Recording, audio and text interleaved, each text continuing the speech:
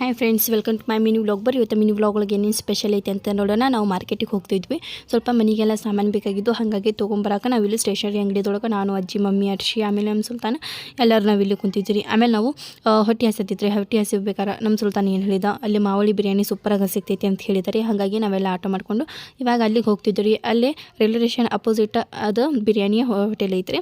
ಇಲ್ಲಿ ನಿಮಗೆ ಕಾಣ್ಬೋದು ರೀ, ದೊಡ್ಡ ಹುಂಜ ಐತಿ, ಅದ್ರ ಕೆಳಗನ ಹೋಟೆಲನ ಐತ್ರಿ, ಮಾವಳಿ ಬಿರಿಯಾನಿ ಹೋಟೆಲ್ ಅಂತ ಹೇಳಿ ಆಲ್ ಮೆನ್ಯೂಸ್ ಇದೆ ರೀ. ಅದರ ಮೇಲೆ ರೇಟೂ ಇದೆ.